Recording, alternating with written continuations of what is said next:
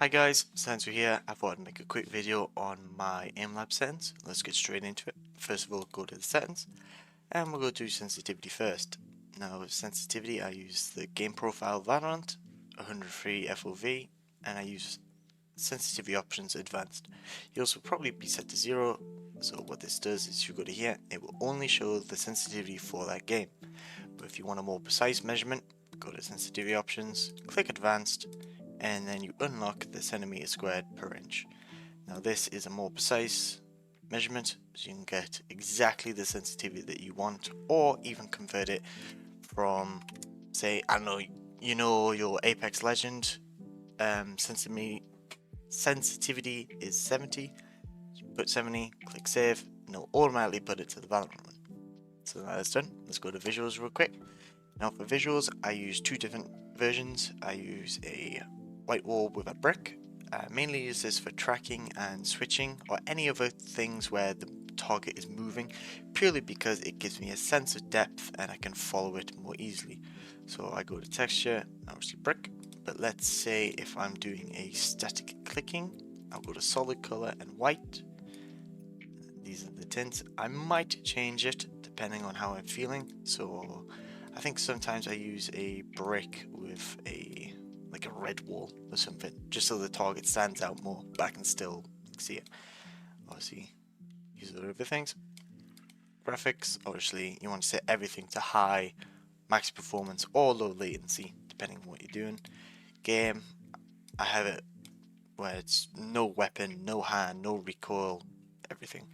For keybinds, all I've done is keybind space to restart the task, just so if I'm trying to go for a high score but I mess up, quickly just press spacebar, brings me back.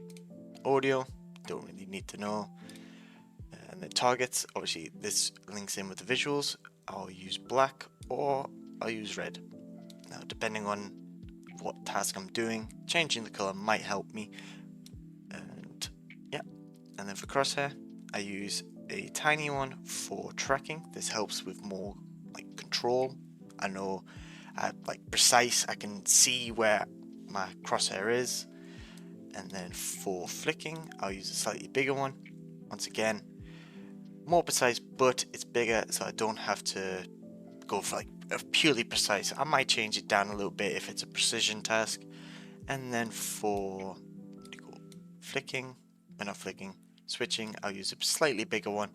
Might even go to that big, purely because I'm purely going for speed, so I don't have time to keep an eye on where my crosshair is at all times, so this just helps.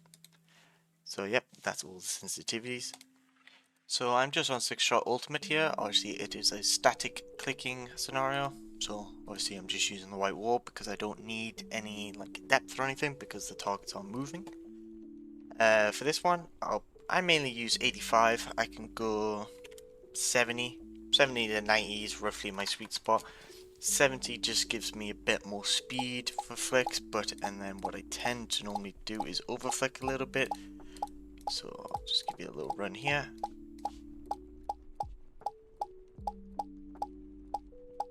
But say if I feel like, you know, the mouse is moving around too much, I'm overflicking, I'll go up to a higher sense. Yes, it'll be slow, but it forces me to think about where the mouse is going to go, and then tend to not overflick. I prefer to underflick because it's less distance for the mouse to travel. So as you can see, for me it just feels better, but you might want to play on a higher sense. And then for flicking dynamic, here I am on the voltaic angle shot advanced. Obviously these targets will move, so this is it on a solid background. Obviously the targets are moving, there is a little bit of depth, so I'm kind of struggling a little bit.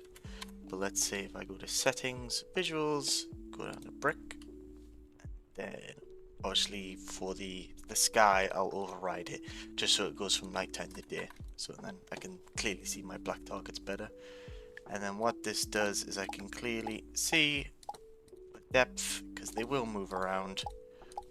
Obviously this is the advanced one, so I'm still practicing it, but as you can see, clearly from going from a solid background to a brick one, I can see the targets more clearly, see where they're going to go, see if they're far away or if they're changing like direction or anything.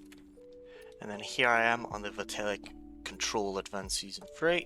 For tracking, I will use a lower sends. So for this one, I might go to 60. We'll try 60. And then since I'm tracking the target, I want to have a slightly smaller crosshair, because as you can see, if I have a big one, big thick one, yes, it fills the ball, but if the ball's making all these rapid darting moves, I don't know if it's the corner of the crosshair. So we'll go to that one. Obviously I'm using the brick background because it will move around. And then, but yeah, as you can see, the harder tasks are hard. They're not going to be easy, but it is very good practice, because if you can get good at using the hard ones instead of just going straight for the easy ones, you will improve a lot faster. Obviously this is the advanced one, and the season 3 ones are quite hard. I don't even have a grandmaster score for this one, but I do have the master one. So, but yeah, but let's say if I did a solid color and say sensitivity, say if I use my 80, which is my normal flicking one, it is a lot harder to try and follow it, because of the moves I'm having to reset the mouse a hell of a lot more, and I'm struggling with the whole depth perception of it. And then for the tracking one, obviously I use the lower sends, bigger crosshair. Once again, I go to the brick. Basically what this does is I focus less on the crosshair itself and more on the targets. Obviously the advanced one, I have to speed up but also maintain accuracy, which is why it's harder. The novice ones begin with bigger targets that are slower and obviously easier to hit, but if you want to start on the hard ones just for practice, I would recommend it, because obviously practicing is about making it as difficult as you can, learning the mechanics and then perfecting it. So the way I developed my AIMLABS, like visuals and scores and such on, was just trial and error. Let's say, because what I mainly did was try and copy the the professional, so like take Bulldog, so watch his, go to his settings. Obviously he uses a higher DPI and a higher centimeter, white background with a bigger crosshair.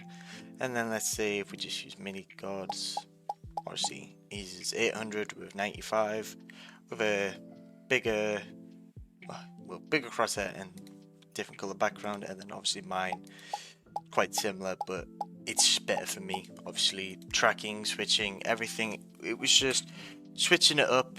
If I felt I don't know, a red background with a brick with black targets helped me more, I'll use that. But let's say if it was a black background with red targets, you know, it just mix and match, see what works for you. If you are looking for a benchmark, or you could just use it as a aim routine, I highly suggest the Voltaic benchmarks. They offer a novice, intermediate and advanced. Obviously if you're new, start on novice. It gives you different like flicking, tracking and switching within 3 categories in each. Obviously you have your like scores, and then intermediate and advanced, obviously it gets harder and harder. Advanced is the hardest. I am struggling at the moment. I only got 1 grandmaster score, but if I go to intermediate, I am master. Not master complete, I am Jade complete, but it's just good practice. But keep in mind, I want to say like 5 months ago, I probably didn't even have Jade. I was all diamond, maybe some platinum. It's all about persistence, learning the different like techniques. I watched a lot of VODs from like the Voltaic guys themselves, like Maddie, Mini God, or you could watch other people like Viscos or Bulldog, just to see how they do it and what they say. And then obviously practice makes perfect, so I think it took me a month to get my first grandmaster score. But yeah, that is my AIMLABS settings and routines and everything. I hope you enjoyed and I hope you learned something. If you have any questions, please don't be afraid to ask. I'm always happy to help. So yeah, have a nice day. Goodbye.